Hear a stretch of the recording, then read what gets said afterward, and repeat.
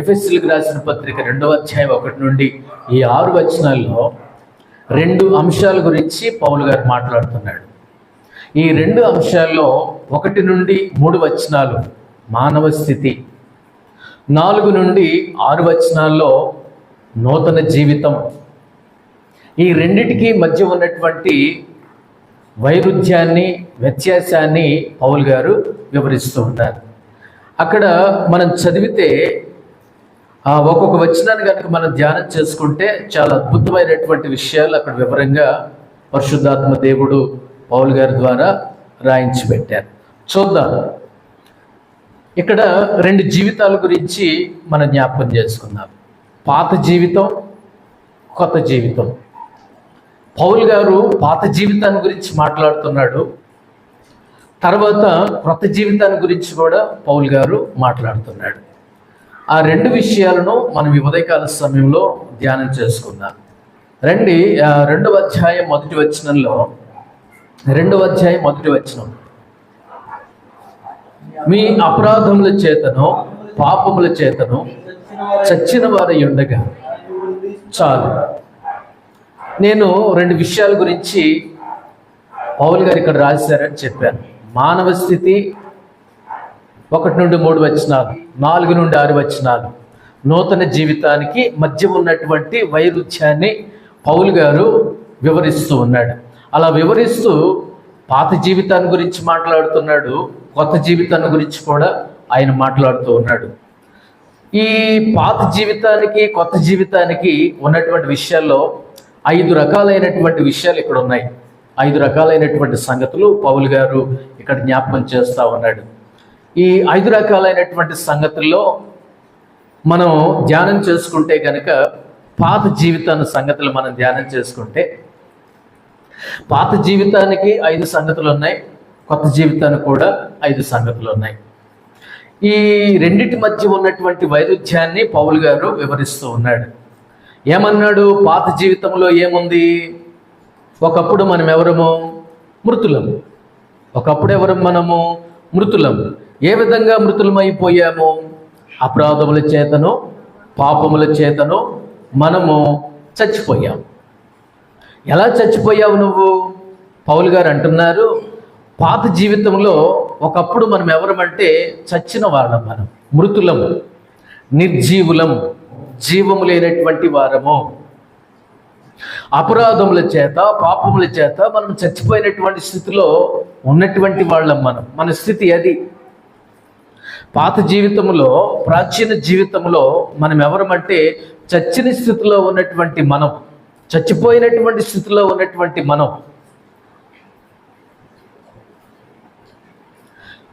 సాతానుడు ఏం చేశాడంటే, మనల్ని ఏం చేస్తున్నాడంటే చావునకు లోను చేస్తున్నాడు అనమాట. చావులోనికి నడిపిస్తూ ఉన్నాడు.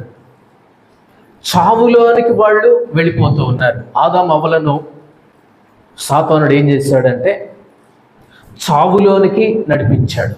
ఆధ్యాత్మికమైనటువంటి చావులోకి నడిపించాడు, ఆత్మీయమైనటువంటి చావులోనికి నడిపించాడు.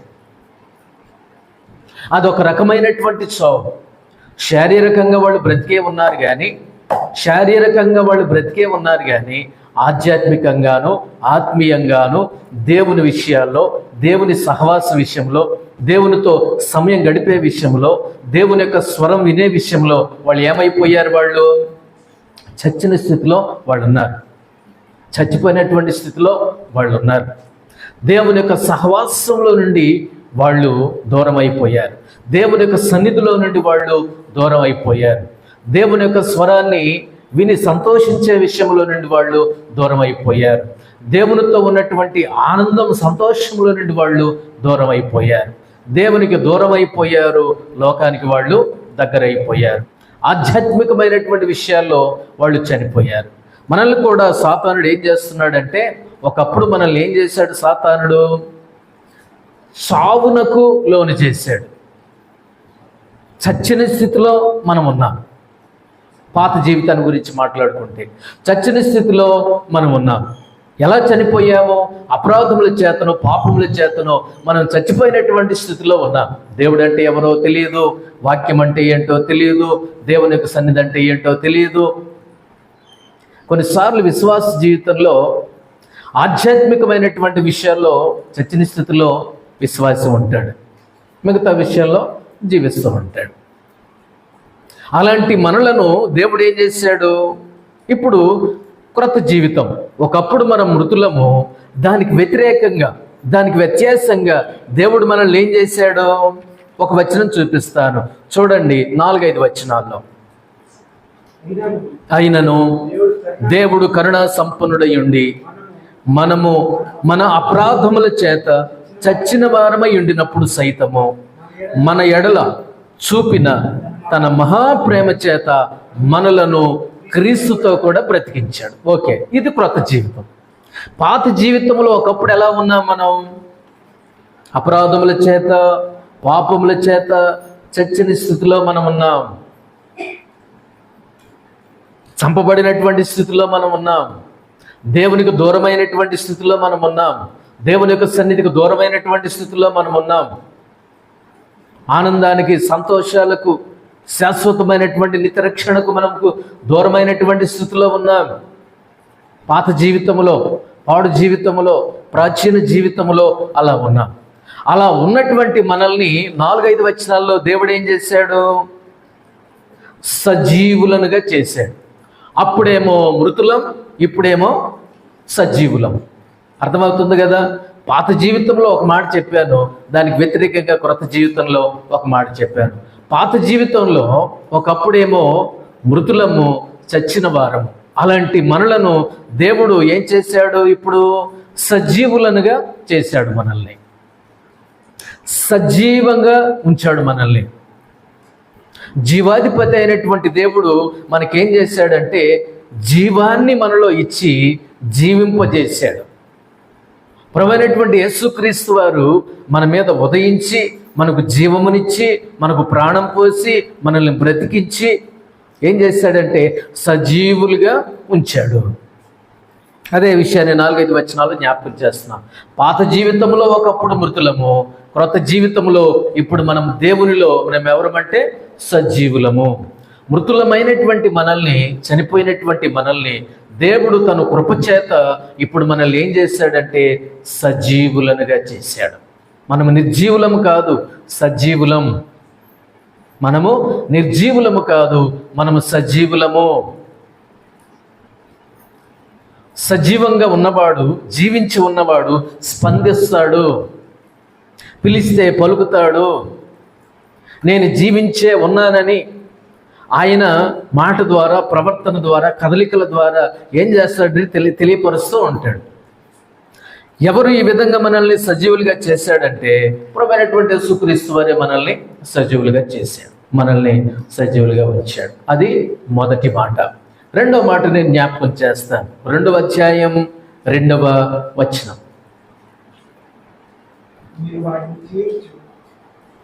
మీరు వాటిని చేయించు వాయుమండల సంబంధమైన అధిపతిని, అనగా అవిధేయులైన వారిని ఇప్పుడు ప్రేరేపించు శక్తికి అధిపతిని అనుసరించి ఈ ప్రపంచ ధర్మం చొప్పున మునుపు నడుచుకుంటేరి. ఇది రెండవ సంగతి.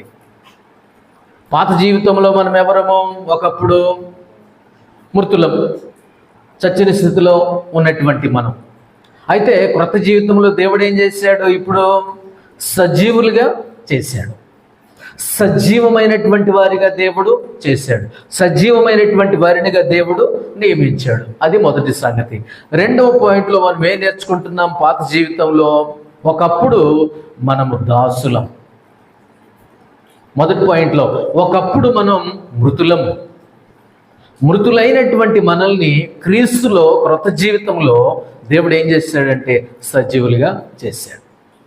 ఇప్పుడు రెండవదిగా, పాత జీవితంలో ఒకప్పుడు మనం ఎవరము?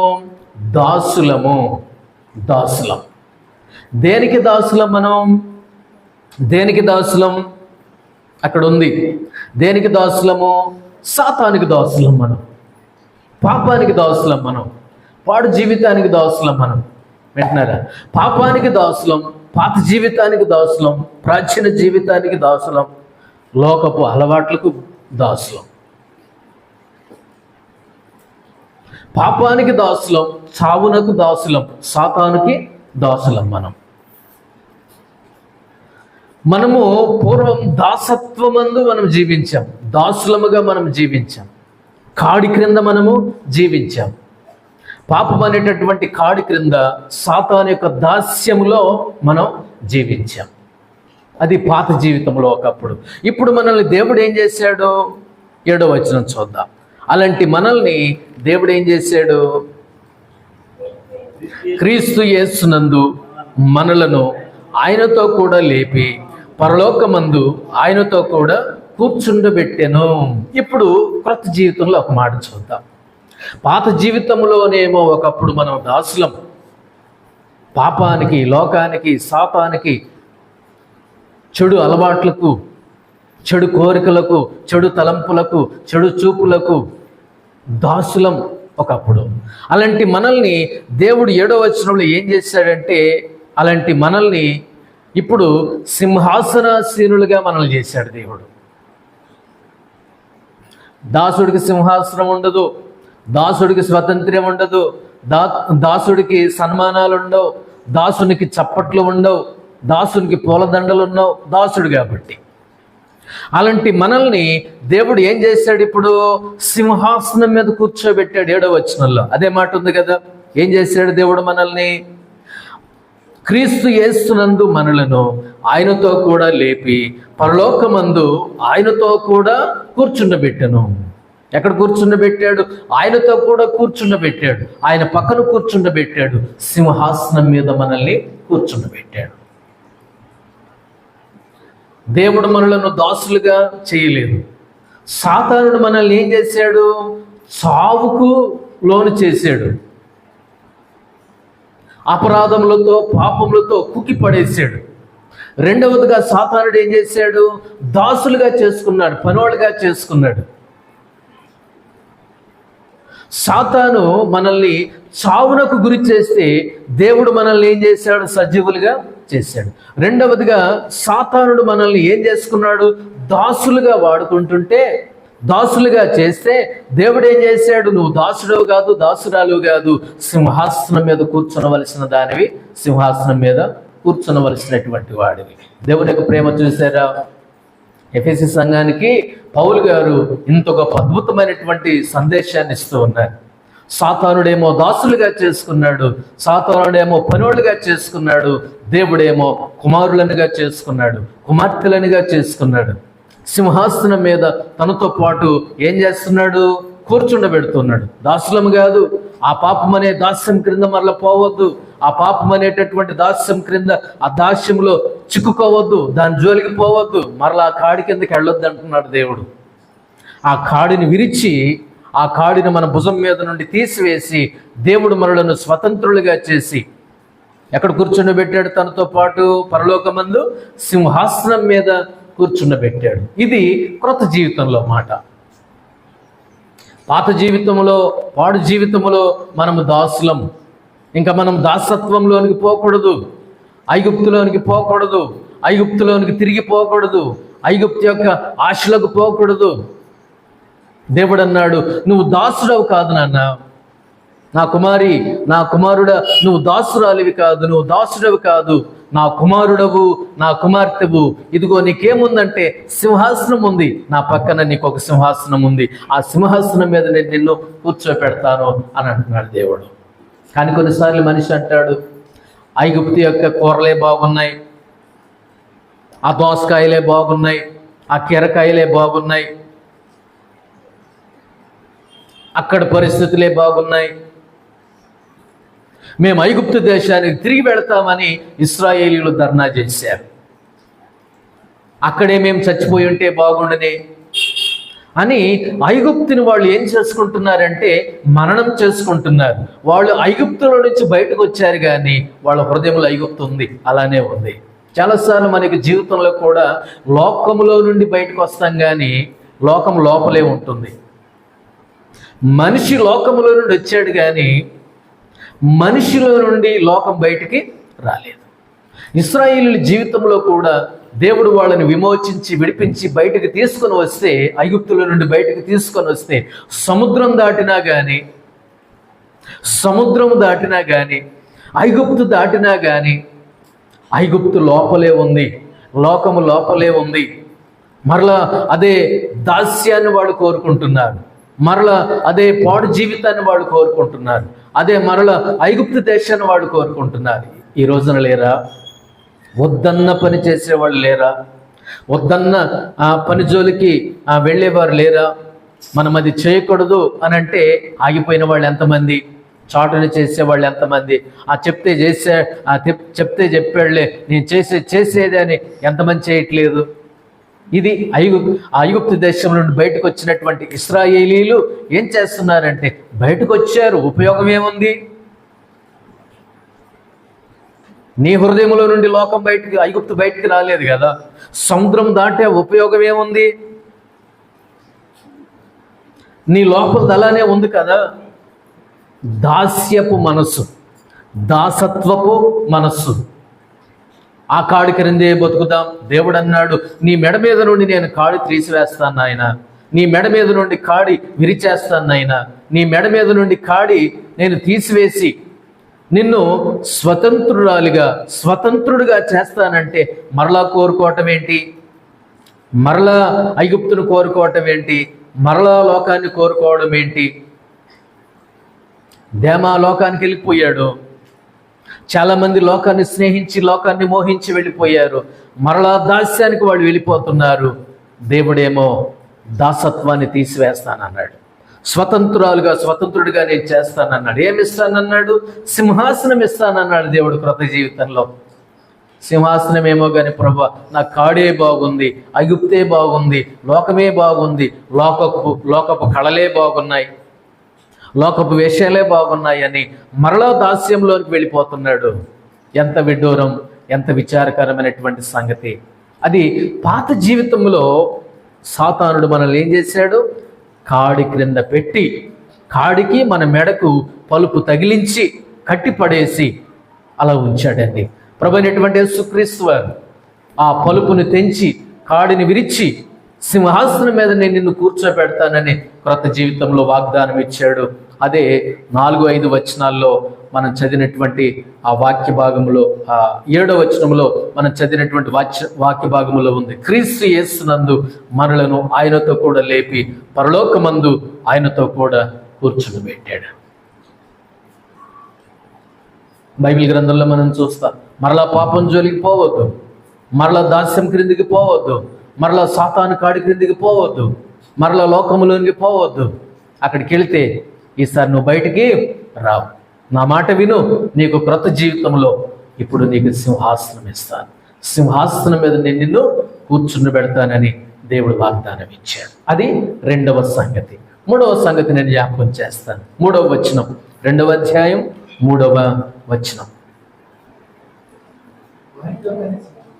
వారితో కలిసి మనమందరమును శరీరం యొక్కయు మనస్సు యొక్కయు కోరికలను నెరవేర్చుకొనుచు మన శరీరాశులను అనుసరించి మునుపు ప్రవర్తించుచు కడమవారి వలనే స్వభావ సిద్ధముగా దైవోగ్రతకు పాత్రులమై ఉంటిమి. చాలు. ఇది 3వ సంగతి. పాత జీవితంలో ఎన్నో సంగతి? 3వ సంగతి. పాత జీవితంలో మొదటి సంగతి ఏంటి? ఒకప్పుడు మనం మృతులం. అలాంటి మనలను క్రొత్త జీవితంలో దేవుడు ఏం చేశాడు? సజీవులుగా చేశాడు. ఒకప్పుడు పాత జీవితంలో రెండవదిగా సాతానుడు ఏం చేశాడు? దాసులనుగా చేసుకున్నాడు. అయితే అలాంటి మనలను దేవుడు ఏం చేశాడు? క్రొత్త జీవితంలో సింహాసనాసీనులుగా ఆయనతో కూర్చుండబెట్టి సింహాసనం వేసి దాని మీద దేవుడు కూర్చుండబెట్టాడు. 3వదిగా పాత జీవితంలో మనం తెలుసుకునే 3వ సంగతి ఏంటంటే, ఒకప్పుడు ఉగ్రతకు పాత్రులం. పాత జీవితంలో మనం ఎవరమో ఉగ్రతకు పాత్రులం. దేవుని యొక్క దైవోగ్రతకు పాత్రులమై ఉంటిమి అనంటే ఏముంది? ఉగ్రత పిల్లలం మనం. ఉగ్రతకు లోనైనటువంటి వాళ్ళం, ఉగ్రత పొందవలసినటువంటి వాళ్ళం, దేవుని యొక్క ఉగ్రతకు లోనైనటువంటి వాళ్ళం. దేవుని యొక్క ఉగ్రతకు పాత్రులం. మనం ఉగ్రతకు పాత్రులం. ఎందుకు ఉగ్రతకు పాత్రులం అయిపోయాము? 3వ వచనంలో మనం ఏం చేస్తున్నామంటే వాళ్ళు చేసినట్లే మనం చేస్తున్నాం. ఉంది కదా 3వ వచనంలో, వారితో కలిసి మనమందరమును శరీరము యొక్కయు మనస్సు యొక్కయు కోరికలను నెరవేర్చుకొనుచున్నాం. ఎవరితో కలిసి? లోకులతో కలిసి, లోకముతో కలిసి. ఏం చేస్తున్నాము? వారితో కలిసి మనమందరమును శరీరము యొక్క కోరికలను నెరవేర్చుకొనుచున్నాం. రెండవదిగా ఏం నెరవేర్చుకొనుచున్నాము? మనస్సు యొక్క కోరికలను నెరవేర్చుకొనుచున్నాం. శరీరం యొక్క, మనస్సు యొక్క కోరికలను నెరవేర్చుకొనుచున్నాము. మన శరీరాశులను అనుసరించి మునుపు ప్రవర్తించుచు కడమవారి వలనే ప్రవర్తించి వారిలాగానే అనుసరించి వాళ్ళు చేసినట్లుగానే మనము చేసాము. వాళ్ళతో పాటు మనకు కూడా దేవుడు ఏం కలుగజేస్తున్నాడు? దైవోగ్రతకు పాత్రులమై ఉంటిమి. వాళ్ళు పొందవలసినటువంటి ఉగ్రతలో మనము కూడా ఏం పొందాము? ఏం పొందవలసినటువంటి వాళ్ళమై ఉన్నాము? అప్పుడు దైవోగ్రతకు పాత్రులముగా ఉన్నటువంటి మనము, దైవోగ్రతకు పాత్రులమైనటువంటి మనల్ని ఎందుకు పాత్రులం అయిపోయాం? దేవుని యొక్క కోపానికి ఎందుకు మనము చేరువయ్యాము? దేవుని యొక్క ఉగ్రతకు మనం ఎందుకు లోనయ్యాము అని అంటే, వారితో కలిసిపోయాం కదా, వారితో కలిసి జీవిస్తున్నాం కదా, వాళ్ళు చేసినట్లే చేస్తున్నాం కదా. కొరింథీ పత్రికలో అంటాడు, క్రీస్తునకు బెలియాలతో ఏమి సంబంధం? విశ్వాసికి అవిశ్వాసికి పాలెక్కడ? వెలుగునకు చీకటికి పొత్తెక్కడ? మీరు వారిలో నుండి బయలువెడలి ప్రత్యేకముగా జీవించండి. ప్రత్యేకత ఏది? అందుకనే మన మీదకి ఏమొచ్చింది? ఇప్పుడు దేవుని యొక్క ఉగ్రత వచ్చింది. మనం ఏం పొందవలసిన వాళ్ళం? దేవుని యొక్క ఉగ్రతకు లోనైనటువంటి వాళ్ళం. చావవలసిన వాళ్ళం అండి మనము. చంపబడవలసినటువంటి వారం అండి మనం. అసలు సిలువ మీద మనము వేలాడవలసినటువంటి వాళ్ళం కదా. అసలు ఆ సిలువ మనం మోయవలసినటువంటి వాళ్ళం కదా. దేవుని యొక్క ఉగ్రతకు లోనైన బ్రతుకు కదా మంది. దేవునికి కోపం తెప్పించాం కదా, మన క్రియల చేత, మన ప్రవర్తన ద్వారా, మన ఆలోచనల ద్వారా, మన మాట ద్వారా, మన చూపు ద్వారా, మన తలంపుల ద్వారా దేవునికి ఏం పుట్టిస్తున్నాం? మనం కోపం పుట్టించాం, దేవునికి రోషం పుట్టించాం. అందుకని దేవుని యొక్క ఉగ్రతకు లోనైనటువంటి మనం దేవుని యొక్క ఉగ్రతకు లోనైపోయాం. పాపం చేశాం, దోషాలు చేశాం, తలంపుల్లో, మాటల్లో, ప్రవర్తనలో, చూపులో, నడకలో, ప్రవర్తనలో, ప్రతి ఒక్క విషయంలో దేవునికి కోపం పుట్టించి దేవుని యొక్క ఉగ్రతకు, దేవుని యొక్క కోపానికి లోనైనటువంటి మనం పాత జీవితంలో. అలాంటి మనల్ని కొత్త జీవితంలో దేవుడు ఏం చేశాడు? 8వ వచనానికి వెళ్తాం మళ్ళీ. 2వ అధ్యాయం 8వ వచనంలో అలాంటి మనల్ని దేవుడు ఏం చేస్తున్నాడు? మీరు విశ్వాసము ద్వారా కృపచేతనే రక్షింపబడి ఉన్నారు. ఇది మీ వలన కలిగినది కాదు, దేవుని వరమే. ఇప్పుడు దేనికి పాత్రులం మనం? ఇప్పుడు కృపకు పాత్రులం మనం. 3 సార్లు ఉంది కృప అని. చూడండి, నేను చూపిస్తాను. 3 సార్లు ఉంది. 4-5 వచనాల్లో ఉందా? కృపచేత మీరు రక్షింపబడి ఉన్నారు. చివరి మాట 5వ వచనం చివరి మాట ఏముంది? కృపచేత మీరు రక్షింపబడి ఉన్నారు. కృప అనే మాట వచ్చింది. 6వ వచనం చూడండి, కృపా మహదైశ్వర్యం అనే మాట ఉంది. అది 2వది. 3వది 8వ వచనంలో ఉంది, కృపచేతనే రక్షింపబడ్డారు. ఇదివరకేమో పాత జీవితంలో ఒకప్పుడు ఉగ్రతకు పాత్రులము. ఇప్పుడు క్రొత్త జీవితంలో దేవుడు మనల్ని ఏం చేశాడు? దేనికి పాత్రులు చేశాడు? కృపకు పాత్రులు చేశాడు. కృప ఎంత గొప్ప దేవుడునైనా, ఎంత ప్రేమ కలిగిన వాడివినైనా, ఇదివరకేమో నీ కోపం తెప్పించి, ఇదివరకేమో నీకు రోషం తెప్పించి, నీ ఉగ్రతకు లోనైన, నీ ఉగ్రతకు, దైవోగ్రతకు పాత్రులమైనటువంటి నన్ను ఇప్పుడు దేనికి పాత్రులు చేసావు? కృపకు పాత్రులు చేశావు. నీ కృప తప్ప వేరొకటి లేదయ్యా. కృప.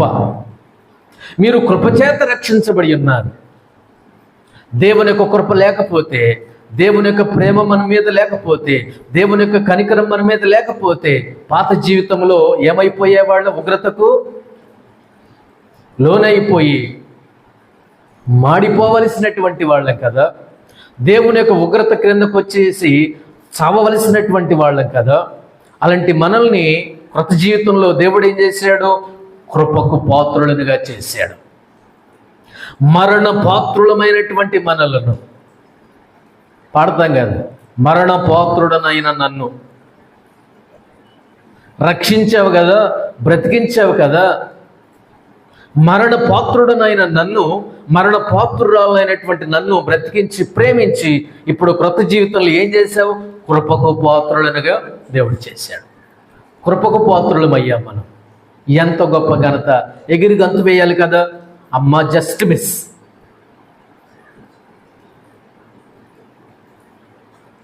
ఒక్క దెబ్బతో చావవలసినటువంటి మనల్ని దేవుడు ఏం చేశాడు? అటు నుండి ఇటు నడిపించాడు. ఉగ్రతలో నుండి ఉగ్రతకు పాత్రులమైనటువంటి మనలను, ఉగ్రతకు పాత్రులమైనటువంటి మనల్ని ఇప్పుడు కృపకు పాత్రులనుగా చేశాడు. 3 మార్లు కృప కృప కృప అని వాడబడింది. కృపకు పాత్రులుగా చేసేవానైనా, నేను చావవలసిన దానను కదా, నేను చావవలసినటువంటి వాడను కదా, నాలో ఏ మంచి ఉందనైనా, మంచి కొంచెమైనా లేదు కదా. పాముకేమో కూరల్లో ఉంటుంది కదా విషం, తేలుకేమో కొండలో ఉంటుంది కదా విషం, నాకేమో నిలువెల్ల ఘోరపు విషమే కదయ్యా, మనిషిగా పుట్టిన సర్పాన్ని కదయ్యా. నాలో ఏ మంచి ఉందని బ్రతికించావు, నాలో ఏ మంచి ఉన్నదని నన్ను విమోచించావు, నాలో ఏ మంచి ఉన్నదని ఉగ్రతలో నుండి కృపకు దాటించావు, మరణములో నుండి జీవంలోనికి దాటించావు. నాలో ఏ మంచి ఉంది? మంచి కొంచెమైనా లేదు కదా. బయటికి ఏమో మంచిగా మాట్లాడుతున్నాను, నాలో క్రిందేమో, ఆ పెదవుల క్రిందేమో విషం ఉంది కదా, విషం పూసిన మాటలు కదా. పైన ఏమో పంచదార కోటింగ్ ఉంది, లోపలేమో విషం ఉంది. అలాంటి దానను, అలాంటి వాడను ఉగ్రతలో నుండి ఏం చేశాడు? కృపకు పాత్రులనుగా చేశాడు. అందును కదా మనం ఆరాధించాల్సింది, అందుని బట్టి కదా దేవుడిని ఆరాధించాలి. ఈ రోజున మనం సజీవంగా ఉన్నామంటే, ఈ రోజున మనం ప్రాణాలతో ఉన్నామంటే, ఈ రోజున మనం దేవుని యొక్క సన్నిధిలో ఇంత ప్రశాంతంగా కూర్చొని ఉన్నామంటే, ఉగ్రతలో నుండి తప్పించబడి దేవుడు మనల్ని కృపకు పాత్రులుగా చేశాడు. కృపని బట్టి బ్రతకడమే మన తిథి నక్షత్రం కాదు, పేరు బలం కాదు, మనం లేచిన వేళా విశేషం ఏమీ కాదు. ఇక్కడ దేవుని కృపను బట్టి బ్రతకడమే తప్ప, దేవుని మంచితనాన్ని బట్టి బ్రతకటమే తప్ప, లేకపోతే ఎప్పుడో మన సమాధుల మీద జిల్లేళ్ళు మొలవాల్సింది కదా, ఎప్పుడో మన సమాధి మీద గడ్డి మొలవాల్సింది కదా, ఎప్పుడో మన పేరు జనాభా లెక్కల నుండి పోవాల్సింది కదా, ఎప్పుడో మన పేరు సమాజం నుండి కొట్టివేయబడేది కదా, ఎప్పుడో లిస్టులో నుండి పోవలసిన వాళ్ళం కదా మనం. అలాంటి మనలను దేవుడు ఏం చేశాడు? ఉగ్రతలో నుండి, ఉగ్రతకు పాలైనటువంటి మనల్ని కృపకు పాత్రులుగా దేవుడు చేశాడు. కొత్త జీవితంలో కృపే, అంతే. నీ పుట్టిన నక్షత్రమో, నీ పేరు బలమో, ఇంకేదో కాదు, నువ్వు లేచిన వేళ విశేషమో ఏమీ కాదు, మాంగళ్యబలం కట్టింది అదేమీ కాదు. దేవుని యొక్క కృప, దేవుని యొక్క కృప, దేవుని యొక్క మంచితనం. అసలు చావాలి నువ్వు. ఆ గాడిద చావాలండి. కట్టబడినటువంటి గాడిదను దేవుడు విప్పి తోలుకొని రమ్మన్నాడు. కట్టబడినటువంటి గాడిద చావాలి, అది చంపబడాలి, మెడ విరగదీయబడాలి. అలాంటి గాడిదను దేవుడు విప్పి నా దగ్గరకు తోలుకొని రమ్మన్నట్టే కృప అండి, కృప. ఈ గాడిద బ్రతికిందంటే, గాడిదల లాంటి జీవితాలు బ్రతికాయంటే దేవుని యొక్క కృప కాదా? మనం సజీవంగా ఉన్నామంటే దేవుని యొక్క కృప కాదా? గాడిద పిల్ల కూడా బ్రతికిందంటే దేవుని యొక్క కృప కాదా? అందుని బట్టి కదా మనం దేవుని ఆరాధించవలసినటువంటి వారము, అందుని బట్టి కదా దేవుని స్తుతించవలసినటువంటి వారము. అది ఎన్నోది అనుకున్నాము? 3వది. 4వది నేను జ్ఞాపకం చేస్తాను. 5 సంగతుల్లో 4వ సంగతి నేను జ్ఞాపకం చేస్తాను. 2వ అధ్యాయం 3వ వచనం.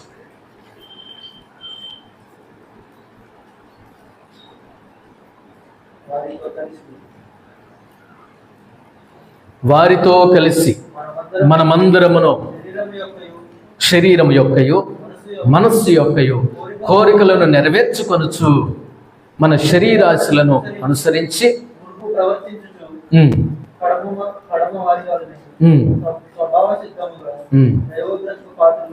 వారెవరో తెలుసా? 2వ వచనంలో ఉన్నారండి వాళ్ళు. ఎవరు వాళ్ళు అనగా అవిధేయులైన వారు. ఎవరు వాళ్ళు? పూర్వము పాత జీవితంలో మనం ఎవరి మధ్య నివసించాము? అక్కడ ఉంది చూసారా? 2వ వచనంలో చివరి మాట అన్నాను, అవిధేయులైన వారు. 4వదిగా పాత జీవితంలో మనం ఎక్కడ నివసించామంటే ఎవరి మధ్య నివసించాము? అవిధేయుల మధ్య సంచరించే వాళ్ళం, అవిధేయుల మధ్య నివసించే వాళ్ళము. వీడు పోయి ఎక్కడ కూర్చుంటాడో తెలుసా అండి? బూతులు మాట్లాడే వాళ్ళ దగ్గర కూర్చొని ఉంటాడు, లోకాన్ని గురించి మాట్లాడే వాళ్ళ దగ్గర కూర్చొని ఉంటాడు, పోకిరి చేష్టలు వేసే వాళ్ళ దగ్గర కూర్చొని ఉంటాడు. ప్రార్థన చేసుకోడు, బైబిల్ చదువుకోడు, దేవుని మందిరానికి రాడు, ప్రార్థనలో గడపడు, మోకాళ్ళు వేసి ప్రార్థన చేయడు, పనికి మాలిన పోకిరి చేష్టలు వేసే వాళ్ళతో తిరుగుతూ ఉంటాడు అనమాట. వాళ్ళతో స్నేహం చేస్తూ ఉంటాడు, వాళ్ళతో జోకులు వేసుకొని ఉంటూ ఉంటాడు, ముసలమ్మ ముచ్చట్లకు పోతూ ఉంటారు. పౌలు గారు అంటారు, అబ్బాయి ముసలమ్మ ముచ్చట్లు నీకెందుకు? అమ్మాయి నీకు ముసలమ్మ ముచ్చట్లు నీకెందుకు? విశ్వాసి, నువ్వు దేవుని బిడ్డవి కదా, పొద్దు పోవట్లేదా? సమయం వృధా కావట్లేదా? సమయం ఎట్లా పోద్ది, ఎట్లా పొద్దు గుంకుద్ది అని ముసలమ్మ ముచ్చట్లకి వెళ్తున్నావా? తిని తాగి టిఫిన్ చేసి నీకు పని పాట ఏమీ లేదా? ముసలమ్మ ముచ్చట్లు కట్టిపెట్టి పరిశుద్ధ గ్రంథాన్ని చేతపట్టి దేవునికి సన్నిధిలో కదా గడపాలి. పెత్తనాలకు పోతావా? పెత్తనాలకు తిరుగుతావా? కొన్నిసార్లు ఇళ్ళకు పోయి అడిగితే ఏదండి అక్క ఏదంటే వాళ్ళ ఇంటికి పోయింది, పొద్దున పోయి దగ్గర రాలేదంటాడు. ఏమైనా పని లేదు, ఏమీ లేదు, మాట్లాడటానికి అంటే వీళ్ళు. ఈయనేమో పేపర్ చూడటానికి పోయాడు, ఈమెమో పెత్తనాలకు పోయింది. దేని గురించి మాట్లాడతాడు? దేని గురించి తెలుసుకోవాలి? దేని గురించినటువంటి విషయాలు ఎరగాలి. దినములు చెడ్డవి గనుక మీరు సమయమును పోనీయక సమయమును సద్వినియోగం చేసుకొనొచ్చు, అజ్ఞానుల వలె కాక జ్ఞానుల వలె నడుచుకొనుడి అని అన్నాడు దేవుడు. అంతేగాని సమయం వృధా చేసుకోవడానికి మనం లేము, సమయం వృధా చేసుకోవడానికి మనం లేము. అవిధేయుల మధ్య ఇదివరకు మనం జీవించాం, అవిధేయుల మధ్య సంచరించాం, అవిధేయుల మధ్యలో కూర్చొని సమయాన్ని వృధా చేసుకున్నాం. విలువైనటువంటి సమయం వల్ల తిరిగి రాదు. ముసలమ్మ ముచ్చట్లు కట్టిపెట్టి ప్రార్థనలో గడిపి, దేవునికి సన్నిధిలో గడిపి, దేవుని యొక్క సన్నిధానంలో మోకాళ్ళ మీద ప్రార్థనలో ఉంటే అది ఆశీర్వాదం. కానీ అవిధేయుల మధ్య నీకెందుకు? 2వ వచనంలో అవిధేయులైన వారి మధ్య నీకెందుకు? వాళ్ళతో స్నేహం ఏంటి? వాళ్ళతో సఖ్యత ఏంటి?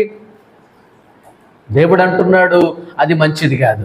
పవిత్ర హృదయులై ప్రార్థన చేసే వాళ్ళతో నువ్వు సహవాసము చేయాలి. తిమోతి 2:22లో పవిత్ర హృదయులైన వారితో సహవాసం చేయి. అవిధేయుల మధ్య నీకెందుకు? అవిధేయులతో నీ స్నేహం ఏంటి? అవిధేయులతో సమయం వృధా ఏంటి? అది పాత జీవితంలో ఉండేది. అవిధేయులతో స్నేహం, అవిధేయుల మధ్య జీవించడం, అవిధేయుల మధ్య సంచరించడం, వాళ్ళ క్రియలు మనము నేర్చుకోవడం, వాళ్ళ మాటలు మనము నేర్చుకోవడం, చెడు మాటలు, పోకిరి మాటలు, వినకూడని మాటలు, అనుకోనని మాటలు, వినకూడని మాటలు, ఇవన్నీ ఉన్నాయి. ఏడు నేర్చుకుని వచ్చేవరను? ఏడు నేర్చుకుని వస్తాడు, వెళ్ళాడు, నేర్చుకుని వచ్చాడు. వాళ్ళకి రావు, వీడు మాట్లాడదుగా దేవుని మాటలు. వాడు ఈడిజిగే వచ్చాయి. ఈడు చెప్పడం ఏంటో కానీ ఈడికే నింపి పంపించారు వాళ్ళు. ఎవరిని మార్చారు? వీడు వాడిని మార్చడం కాదు, వాడే వీడిని మార్చేశాడు. అవిధేయుల మధ్య వాళ్ళ మాటలు ఏంటి, వాళ్ళ ప్రవర్తన ఏంటి, వాళ్ళ తీరేంటి, వాళ్ళ తీరుతెన్నులేంటి, ఆ పరిహాసం ఏంటి, ఆ పోకిరి చేష్టలు ఏంటి, ఆ సాతాను మాటలు ఏంటి, ఆ సాతాను వ్యవహారాలు ఏంటి, అదేం స్నేహము, ఎవరితో స్నేహము? దుష్టాలోచన చొప్పున నడవక, పాపుల మార్గమున నిలవక, అపహాసకులు కూర్చున్న చోటన ఈ భలేగా చెప్తాం, మనం బాగా చెప్తాం కానీ చెయ్యం. దేవుడు ఏమన్నాడు? అవిధేయుల మధ్య సంచరించే వాళ్ళం ఒకప్పుడు. అలాంటి వాళ్ళను దేవుడు ఏం చేశాడంట? అపోస్తుడైనటువంటి పౌలు కొరింథీయులకు రాసిన మొదటి పత్రిక 1వ అధ్యాయం 9వ వచనం చూడండి. అపోస్తుడైన పౌలు కొరింథీయులకు రాసిన మొదటి పత్రిక 1వ అధ్యాయం 9వ వచనం. మన ప్రభు అయిన యేసుక్రీస్తు అను తన కుమారుని సహవాసమునకు మిమ్మును పిలిచిన దేవుడు నమ్మదగినవాడు. అపోస్తలుడైన పౌలు కొరింథీ సంఘానికి రాసిన మొదటి పత్రిక 1వ అధ్యాయం 9వ వచనం. మన ప్రభు అయిన యేసుక్రీస్తు అను తన కుమారుని సహవాసమునకు మిమ్మును పిలిచిన దేవుడు నమ్మదగినవాడు. ఏ సహవాసంలోనికి పిలిచాడు? ఇదివరకు ఏం సహవాసం? సాతానుడు సహవాసం, అవిధేయులతో సహవాసం, లోకముతో సహవాసం. ఇక్కడేమో 2 నిమిషాలు, అక్కడేమో 2 గంటలు. అంతే కదా. దేవుని సన్నిధిలో 2 నిమిషాలు ప్రార్థన చేయడం నోరు బేకలదే. దేవుని సన్నిధిలో 1 అరగంట ఖచ్చితంగా, నిండా 1 అరగంట, నిండా 30 నిమిషాలు ప్రార్థన చేయడానికి నోరు బేకలదే. అక్కడ పోయి 3 గంటలు మాట్లాడతాడు, 4 గంటలు మాట్లాడతాడు, మధ్యాహ్నం ఆకలేదాకా ఇంటికి రాడు, మళ్ళీ తిని మళ్ళీ పెత్తనాలకు పోతాడు. ఏమి కూడా తిని మళ్ళీ పెత్తనాలకు పోతుంది. అక్క అనుకుంటూ పోతాం. ఎందుకు? ఉపయోగం ఏముంది? మరి అరగాలి కదా, లోపల ఉన్నది వెళగక్కోవాలి కదా, అని చెప్పుకోవాలి కదా. దేవుడు అన్నాడు, అబ్బాయి అది క్రైస్తవ జీవితమే కదా, ఆ సహవాసం అంత చెడ్డది లోకంలో లేనే లేదు అని ఇప్పుడు క్రొత్త జీవితంలో ఎక్కడికి పిలిచాడు? మన 9వ వచనంలో, మన ప్రభు అయిన యేసుక్రీస్తు అన్న తన కుమారుడి సహవాసమునకు మిమ్మును పిలిచిన దేవుడు నమ్మదగినవాడు. ఏ సహవాసం చేయమన్నాడు? ఇప్పుడు ఎవరి సహవాసంలోకి పిలిచాడు దేవుడు? అట్లా చూస్తారేంటండి? మన ప్రభు అయిన యేసుక్రీస్తు అను తన కుమారుని సహవాసమునకు మిమ్మల్ని పిలిచిన దేవుడు. దేవుడు తండ్రి అయిన దేవుడు అంటున్నాడు, నా కుమారులారా, నా కుమార్తెలారా, సంగమా, దేవుని బిడ్డలారా అని దేవుడు పిలిచి, నా కుమారుడైనటువంటి యేసుక్రీస్తు వారు ఉన్నారు, నా కుమారుడితో సహవాసం చేయండి, నా కుమారుడితో, నా కుమారుడితో స్నేహం చేయండి, నా కుమారుడితో సహవాసం చేయండి, నా కుమారుడితో సమయం గడపండి, నా కుమారుడితో ఎంతసేపు సహవాసం చేస్తారో చేయండి, నా కుమారుడితో ప్రభు అయినటువంటి యేసుక్రీస్తు వారు అను నా కుమారుడితో మీరు సహవాసం చేయండి. దేవునితో సహవాసం. ఎక్కడి నుండి పిలుస్తున్నాడు? పాత జీవితంలో మనం ఎక్కడున్నాం? సాతాను సహవాసమా, అవిధేయులతో సహవాసమా, లోకపు సహవాసమా, లోకస్తులతో సహవాసమా, పోకిరి శాస్త్రులు పోకిరి మాటలు మాట్లాడే వాళ్ళతో సహవాసమా, బూతులు మాట్లాడే వాళ్ళతో సహవాసమా, లోకపు వ్యవహారాలు మాట్లాడే వాళ్ళతో సహవాసమా? వద్దు. ఎక్కడికి రండి? మీరు క్రీస్తుతో సహవాసం చేయండి. క్రీస్తు యేసు యొక్క సహవాసంలోనికి రండి. ఇప్పుడు క్రొత్త జీవితంలో అన్నాడు, క్రీస్తు యేసు యొక్క సహవాసంలోనికి రా, క్రీస్తు యేసుతో సహవాసం చెయ్యి. ఎక్కడైతే సమయం చూస్తాం, వెనక తిరిగి గడియారం చూస్తాం, మన ఫోన్ చూసుకుంటాం, అమ్మా మాస్టర్ గారు ఇంకెంత చెప్తాడని. బయట ఏముండదు అట్లా. ఎంతసేపు అయినా మాట్లాడుకోవచ్చు. పొట్టలో బిల్లు కొట్టేదాకా మాట్లాడుకోవచ్చు. ఎంత సమయమైనా వెళ్ళిపోవచ్చు, సమయాన్ని వృధా చేసేసుకోవచ్చు. అది తప్పు విశ్వాస జీవితానికి. ఈ 2 జీవితాల గురించి పౌలు గారు మాట్లాడుతున్నాడండి. ఆ రోజు ఎఫెసీ సంఘానికి, ఈరోజు నాతో, మనతో, మనందరితో కూడా. ఎవరితో నీ సహవాసం? ఎవరితో సమయం గడుపుతున్నావు? ఎవరితో సహవాసం చేస్తున్నావు? పనికి మాలిన వాళ్ళతోనా? పనికి రాని ముచ్చట్ల, ముసలమ్మ ముచ్చట్ల? బైబిల్ తెరు, 1 అధ్యాయం చదువు, ప్రార్థన చేసుకో, మోకాళ్ళు వేసుకో, ముసురు పట్టింది కదా, ఇంకా సమయం ఎక్కువ దొరుకుద్ది, ప్రార్థనలో గడుపు, 1 అధ్యాయం చదువుకో, దేవునితో సహవాసం చేయి. అదే అంటున్నాడు 1వ అధ్యాయం 9వ వచనంలో దేవుడు, మన ప్రభు అయిన యేసుక్రీస్తును తన కుమారుడి సహవాసమునకు మిమ్మును పిలిచిన దేవుడు నమ్మదగినవాడు. నా కుమారునితో సహవాసం చేయండి. లోక సహవాసం వద్దు, సాతాను సహవాసం వద్దు, పోకిరులతో సహవాసం వద్దు, పోకిరి మాటలతో మాట్లాడే వాళ్ళతో సహవాసం వద్దు, బుద్ధులు మాట్లాడే వాళ్ళతో అసలే సహవాసం వద్దు. దేవుని కుమారునితో సహవాసంలోకి వద్దాం. ఇది కొంత జీవితం.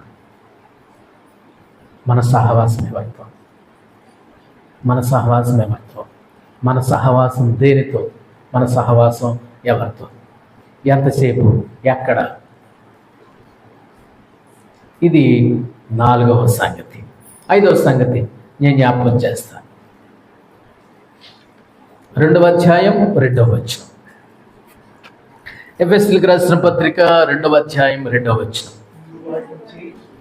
మీరు వాటిని చేయొచ్చు, వాయుమండల సంబంధమైన అధిపతిని అనగా అవిధేయులైన వారిని ఇప్పుడు ప్రేరేపించు శక్తికి అధిపతిని అనుసరించి చాలు. అధిపతి అని ఎన్నిసార్లు వచ్చింది? చూడట్లేదా వాక్యం? ఎన్నిసార్లు వచ్చింది? 2వ వచనంలో 2 సార్లు వచ్చింది. ఎవడి అధిపతి? సాతాను. అధిపతి ఎవరు? సాతాను. ఈ లోక అధిపతి, ఈ లోక అధిపతి ఎవరు? దేవుడు అన్నాడు, లోకంలో ఉన్నవాని కంటే మీలో ఉన్నవాడు గొప్పవాడు. మత్తయి సువార్తలో అంటాడు, లోకంలో ఉన్నవాని కంటే మీలో ఉన్నవాడు గొప్పవాడు. లోకంలో ఉన్నవాడు ఎవడు? మీలో ఉన్నవారు ఎవరు? లోకంలో ఉన్నవాడు సాతాను అధికారి, లోకాధికారి. వాడికి ఎన్నో పేర్లు ఉన్నాయి. అధికారి అయినటువంటి సాతాను, లోకాధికారి, లోకాధిపతి. ఇప్పుడు పాత జీవితంలో మనం ఎవరి అధికారం క్రింద బతికేమో? సాతాను యొక్క అధికారం క్రింద మనం ఉన్నాం. అదే 2వ వచనంలో పౌలు గారు అంటాడు, వాయుమండల సంబంధమైన అధిపతి, అవిధేయులైన వారిని ప్రేరేపించు శక్తికి అధిపతి. మామూలు అధిపతి కాదండి. చెడుకు ప్రేరేపిస్తాడు, పాపానికి ప్రేరేపిస్తాడు, సావుకు ప్రేరేపిస్తాడు. చూసారా? నేను చస్తా, నేను ఆత్మహత్య చేసుకుంటా, నేను చచ్చిపోతా అన్నవాడిని సాతాను అంటాడు. నీకు తాడు తెచ్చి ఇచ్చానా, మందు చూపెట్టాను అంటాడు సాతాను. చస్తా అన్నవాడు తప్పకుండా చంపుతాడు సాతాను. నేను చచ్చిపోతా, నేను చేస్తా అంటాడు. చూసారా? సాతాను మన దగ్గరికి వచ్చాడు. ఏ తాడు తెచ్చేయమంటావు? బావిలో దూకుతావా? పద నేను వస్తా అంటాడు. రైలు పట్టాల మీద పడుకుంటావా? పద నేను తీసుకెళ్తాను అంటాడు. మందు దాగి చేస్తావా? కనపట్లేదా? పద నేను చూపెడతా అంటాడు. పలానా చేలో, పలానా సూర్లో, పలానా చేలో, పలానా దగ్గర మూటగట్టి, పలానా పొదలో దాచిపెట్టి, పలానా గదిలో, పలానా చోట, పలానా సన్సైడ్ మీద అన్ని చూపెడతాడు సాతాను. చెడుకు ప్రేరేపిస్తాడు సాతానుడు. మంచికి ప్రేరేపించడు. వాడి దగ్గర మంచి ఉంటేగా మంచికి ప్రేరేపించడానికి. అంత చెడే కదా. ఏమైనా మంచి ఉంటే మంచి మాటలు మాట్లాడతాడు. వాడు అబద్ధానికి జనకుడు కదా, పాపిస్తోడు కదా. చెడుకు ప్రేరేపిస్తాడు, మంచికి ప్రేరేపించాడు. ప్రార్థనకు ప్రేరేపిస్తాడా సాతాను? చెప్పండి. శుక్రవారం ప్రార్థన జరుగుతుందిరా, పద నీతో పాటు వస్తానంటాడా? రాడు. ఆదివారం ఆరాధన జరుగుతుంది, పదాన్ని ప్రేరేపిస్తాడా? ప్రేరేపించడు. గంట ప్రార్థనకు ప్రేరేపిస్తాడా సాతానుడు? ప్రేరేపించడు. గంట ప్రార్థన ఎలా చెడగొట్టాలా, ఎలా ఎల్లనీయకుండా చేయాలని ఆలోచిస్తాడు తప్ప మందిరానికి ప్రేరేపిస్తాడా? రావడానికి ప్రేరేపించడు. అసలు ఎట్లాగా ఎగ్గొట్టించాలా అని ప్రేరేపిస్తాడు. ప్రార్థనకు ప్రేరేపించడు, పాపిస్తానికి ప్రేరేపిస్తాడు. కళ్ళు మూసుకొని ప్రార్థించడానికి ప్రేరేపించడు, కళ్ళు మూసుకొని నిద్రపోవడానికి ప్రేరేపిస్తాడు. మందిరానికి రావడానికి ప్రేరేపించడు, ఎక్కడికో పోవడానికి ప్రేరేపిస్తాడు. ఎవడి అధిపతి? లోకాధిపతి, సాతానధిపతి, సాతానధికారి. ఇది వరకు ఇట్లాంటి వాడి దగ్గర మనం బతికాం. మంచికి ప్రేరేపించడండి, ప్రార్థనకు ప్రేరేపించడండి, బైబిల్ చదవడానికి ప్రేరేపించడండి, మోకాళ్ళ మీదకి వెళ్ళడానికి ప్రేరేపించడండి, విజ్ఞాపన చేయడానికి ప్రేరేపించడండి, ప్రార్థన చేయడానికి ప్రేరేపించడండి, విన్నపములు చేయడానికి ప్రేరేపించడండి, కృతజ్ఞతకు ప్రేరేపించడండి. పాపానికే ప్రేరేపిస్తాడు, చెడుకే ప్రేరేపిస్తాడు సాతానుడు. పాడుకే ప్రేరేపిస్తాడు కానీ పవిత్రతకు ప్రేరేపించాడు. జాగ్రత్త మన విశ్వాస జీవితంలో. అట్లాంటి వాని అధికారం క్రింద మనం బ్రతికాం. పాత జీవితంలో, పాడు జీవితంలో, ప్రాచీన జీవితంలో, అలాంటి దాని కింద, అలాంటి అధిపతి క్రింద మనం బ్రతికాం. ఇప్పుడు మనల్ని ఏం చేశాడు దేవుడు? 5వ వచనం చూడండి. ఇప్పుడు అలాంటి మనల్ని దేవుడు ఏం చేశాడు? 5వ వచనంలో, అయినను దేవుడు కరుణా సంపన్నుడై ఉండి మనము మన అపరాధముల చేత చచ్చిన వారం ఎండినప్పుడు సైతం మన ఎడల చూపిన తన మహాప్రేమ చేత మనలను క్రీస్తుతో కూడా బ్రతికించాడు. ఈ మాట గుర్తుపెట్టుకోండి, క్రీస్తుతో కూడా బ్రతికించాడు. ఈ మాట గుర్తుపెట్టుకోండి, క్రీస్తుతో కూడా అని ఎన్నిసార్లు ఉందో చూడండి. 2వ అధ్యాయం 1వ వచనం ఉందా లేదా? మిమ్మును క్రీస్తుతో కూడా, ఇది మొదటిది అనుకుందాం. మిమ్మును క్రీస్తుతో కూడా. 2వది 5వ వచనంలో, మనలను క్రీస్తుతో కూడా. 7వ వచనం, ఆయనతో కూడా. మరలా 7వ వచనంలోనే ఆయనతో కూడా. ఎన్నిసార్లు వచ్చింది ఈ మాట? 4 సార్లు వచ్చింది. ఇది క్రొత్త జీవితం. ఆయనతో కూడా, ఆయనతో కూడా, ఆయనతో కూడా అని 4 సార్లు వచ్చింది ఈ మాట. అంటే దీని అర్థం ఏంటంటే, ఇప్పుడు మనం క్రొత్త జీవితంతో క్రీస్తుతో ఏకమైపోయాము. దేవుడు ఏం చేశాడు? మనల్ని క్రీస్తులో ఏకం చేసుకున్నాడు, క్రీస్తులో ఐక్యం చేసుకున్నాడు. పూర్వము సాతాను అధికారం క్రింద బతికాం మనం. సాతాను యొక్క పాలనలో మనం ఉన్నాం, సాతాను యొక్క ప్రభుత్వంలో మనం ఉన్నాం. ఇప్పుడు ఎవరి ప్రభుత్వంలో ఉన్నాము? క్రీస్తు యేసుతో ఏకమై జీవిస్తూ ఉన్నాం. క్రీస్తు యేసులో ఏకం చేశాడు. క్రీస్తుతో ఏకమై ఐక్యమై మనం జీవిస్తూ ఉన్నాం. 4 సార్లు వచ్చింది ఆ మాట. క్రీస్తుతో కూడా, క్రీస్తుతో కూడా, ఆయనతో కూడా, ఆయనతో కూడా మనం ఏకమై ఉన్నాం. దేవుని ప్రజలమై ఉన్నాం, దేవుని బిడ్డలమై ఉన్నాం, ఆయనతో ఏకమై ఉన్నాం. దేవుడు అన్నాడు, నేనుండు స్థలములో మీరు కూడా ఉండులాగున నేను స్థలము సిద్ధపరచ వెళ్ళుచున్నాను అన్నాడు. ఇక్కడ మనతో ఉన్నాడు, అక్కడ మనతో ఉన్నాడు, ఎప్పటికీ మనతో ఉన్నాడు, సదాకాలం మనతో ఉన్నాడు. ఆయన మనతోనే ఉంటాడు, మనతో ఉంటాడు, మనతో నడుస్తాడు, మనల్ని నడిపిస్తాడు. పరలోకానికి చివరి వరకు ఆయన మనల్ని నడిపిస్తాడు. ఇదే క్రీస్తుతో ఏకమై ఉన్నాం మనం. క్రీస్తుతో ఏకమై జీవించడం, క్రీస్తుతో లీనమై జీవించడం, క్రీస్తు యేసుతో కలిసి జీవించడం ఎంత గొప్ప ఆధిక్యత. ఇప్పుడు ఎవరి ప్రభుత్వంలోనికి వచ్చాం? క్రీస్తు యేసు యొక్క ప్రభుత్వంలోనికి మనం వచ్చాం. ఎవరు తీసుకుని వచ్చారు మనల్ని? దేవుడే మనల్ని తీసుకుని వచ్చాడు కొత్త జీవితంలో. ఎంత గొప్ప ఆధిక్యత, ఎంత గొప్ప ఆదరణ, ఎంత గొప్ప దేవుడు మనకున్నాడు, ఎంత గొప్ప రక్షకుడు మన దేవుడు అయ్యాడు, ఎంత గొప్ప విమోచకుడు మన ప్రభు అయ్యాడు, ఎంత గొప్ప ప్రేమ మనలో చూపించాడు, ఎంత గొప్ప ప్రేమ, ఎంత గొప్ప వాత్సల్యత, ఎంత గొప్ప ప్రేమ వర్ణించలేమే, వివరించలేమే. అది దేనితో మనం కొలవలేము ఆ ప్రేమని. ఒక టేపుతో కొలవలేం, ఒక మానికతో మనం కొలవలేము, ఒక మెషిన్తో దాన్ని కొలవలేము, ఒక సంచితో దాన్ని కొలవలేము. ఆ ప్రేమ అంత ఎత్తైనది, అంత లోతైనది, అంత బలమైనది దేవుని యొక్క ప్రేమ. మనకి జీవితాల్లో పాత జీవితంలో ఎలా ఉన్నామో మనం తెలుసుకున్నాం. అదే సమయంలో క్రొత్త జీవితంలో దేవుడు మనల్ని ఏ విధంగా చేశాడో మనం నేర్చుకున్నాం. ఇందును బట్టి కదా మనం దేవుణ్ణి ఆరాధించాలి, ఇందును బట్టి కదా దేవుని మనం స్తుతించవలసిన వాళ్ళమై ఉన్నాం, ఇందును బట్టి కదా దేవుని మనం సేవించవలసినటువంటి వాళ్ళమై ఉన్నాం. అలా ఉన్న మనల్ని దేవుడు ఇలా చేశాడు. అలా ఉన్నటువంటి మన యొక్క జీవితాన్ని దేవుడు ఈ రీతిగా తీర్చిదిద్దాడు. దేవుని యొక్క ప్రేమ ఎంత గొప్పదండి. క్రీస్తుతో ఏకమై ఉన్నాం, ఆయనతో కూడా, ఆయనతో కూడా, క్రీస్తుతో కూడా, క్రీస్తుతో కూడా మనము ఒక్కళ్ళమే కాదండి. ఎప్పుడైనా గుర్తుపెట్టుకోండి, మనం ఒక్కళ్ళము కాదు, మనం ఒంటరి వాళ్ళం కాదు, మనం సింగిల్ కాదు. మనతో ఎవరున్నారు? మన ప్రభు అయినటువంటి యేసు క్రీస్తు వారు మనలో, మనతో, మన మీద, మన వెనక, మన ముందు, మన చుట్టూ వలయముగా ఆవరించి మనతో పాటు ఉన్నాడు. ఇదిగో దేవుని నివాసము మనుషులతో కూడా ఉన్నది. కృపా సత్య సంపూర్ణుడిగా ప్రభువైనటువంటి యేసుక్రీస్తు వారు మన మధ్య నివసించాడు. మనతోనే ఉన్నాడు, మనతోనే ఉంటాడు, మనతోనే ఎప్పటికీ ఉంటాడు. ఆయన క్రీస్తుతో ఏకమై ఉన్న దేవుని యొక్క గొప్ప ప్రేమ.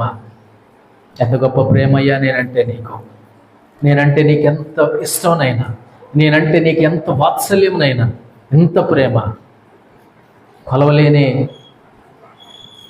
నాకు అందని ప్రేమే, నాకు అర్థం కానటువంటి ప్రేమే. ఇలాంటి ప్రేమతో నెడల నీవు కృప చూపించావా? ఇలాంటి ప్రేమకు నన్ను పాత్రుడు చేసావా? ప్రభువా, నీకేమి ఇవ్వగలను, నీకేమి చెల్లించగలను, నీకేమి అర్పించగలను? ప్రభువా, నన్ను నేనే నీకు సమర్పించుకుంటున్నాను, నన్ను నేనే నీకు అర్పించుకుంటున్నాను. పాడు జీవితం, పాత జీవితం, రోత జీవితం, ప్రాచీన జీవితం అన్నీ తీసివేసి క్రొత్త జీవితంలో అసలు ఎన్నెన్ని ఆశీర్వాదాలు ఇచ్చావు, ఎన్నెన్ని దీవెనలు ఇచ్చావు. నీ కృపకు పాత్రుని చేసావు నాయనా. నన్ను సజీవునిగా చేసావు, సజీవురాలుగా చేసావు. నీ సింహాసనం మీద నన్ను కూర్చుండబెట్టావు. నీ కృపకు నన్ను పాత్రురాలుగా చేసావు. క్రీస్తు యేసు యొక్క సహవాసం చేయడానికి కృప చూపించావు నాయనా. నీతో పాటు ఏకమై జీవించే కృప చూపించావు.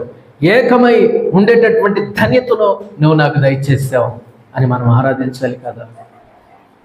మనకు జ్ఞాపకం చేసుకుందామా? పాత జీవితంలో ఒకప్పుడు చెప్పాలి అందరూ, ఒకప్పుడు మనం ఎవరము? మృదులం. ఇప్పుడు క్రొత్త జీవితంలో సజీవులం. అది మొదటి మాట. రెండో మాట ఏమన్నాను? ఒకప్పుడు పాత జీవితంలో దాసులం, ఇప్పుడు క్రొత్త జీవితంలో సింహాసనాసీనులం.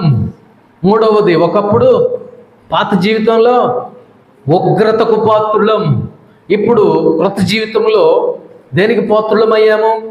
కృపకు పాత్రులం. ఒకప్పుడు ఎవరి మధ్య సంచరించామో, ఎవరితో సహవాసం చేసాము, ఎవరితో స్నేహం చేసామో? అవిధేయుల మధ్య ఉన్నాం, అవిధేయులతో సహవాసం చేశాం. అలాంటి మనల్ని ఏ సహవాసానికి పిలిచాడు? తండ్రి అయిన దేవుడు తన కుమారుని యొక్క సహవాసంలోకి పిలిచాడు. ఐదవది, పాత జీవితంలో, ప్రాచీన జీవితంలో సాతాను యొక్క అధికారం క్రింద బ్రతికేవాళ్ళం. సాతాను అధికారం దగ్గర పాలేరు బ్రతుకు బతికాం మనం. సాతాను దగ్గర ఏం బతికాం? జీతగాడి బతుకు, పాలేరు బ్రతుకు, హీనమైన బ్రతుకు, నీచమైనటువంటి బ్రతుకు. అలాంటి మనల్ని దేవుడు ఆయనతో ఏకం చేసుకున్నాడు, ఆయనతో ఐక్యం చేసుకున్నాడు, ఆయనతో పాలిభాగస్తురాలుగా చేసుకున్నాడు. ఎంత గొప్ప ప్రేమ అయ్యా నీది, ఎంత గొప్ప ధన్యత అయ్యా నాది. అయ్యా నీ ప్రేమ ఎంత గొప్ప ప్రేమ అయ్యా. అయ్యా నా జీవితం ధన్యమైంది కదా, నా జీవితం ధన్యం కదా నాయన. ప్రభా, దీనికి నేనేం చెల్లించగలను? నా జీవితంలో ఎంత గొప్ప మేలు చేసావు కదా, నా జీవితంలో ఎంత గొప్ప ధనికరమైనటువంటి కృప చూపించావు కదా ప్రభా అని మనం తల వంచి కళ్ళు మూసుకొని ఆరాధనతో, ఆత్మతో, సత్యముతో ఆరాధించడం తప్ప, మన హృదయాన్ని సమర్పించడం తప్ప, మన జీవితాంతం ఆయన పాదాల దగ్గర పడి చివరి శ్వాస వరకు, కంఠంలో ప్రాణం ఉన్నంత వరకు, ఈ భూమి మీద మనం ఉన్నంత వరకు సేవించి, స్తుతించి, ఆరాధించి, గణపరిచి, మహిమపరచడం తప్ప మనం ఏం చేయగలం ఈ జీవితంలో? అలా జీవించటప్పుడు దేవుడు తన కృపరించి మనం బలపరిచి, స్థిరపరిచి, ఆధ్యాత్మిక విశ్వాస జీవితంలో దేవుడు ముందుకు నడిపించునుగాక. దేవుడి మాటలు దీవించునుగాక. ప్రార్థన చేసుకుంటాం.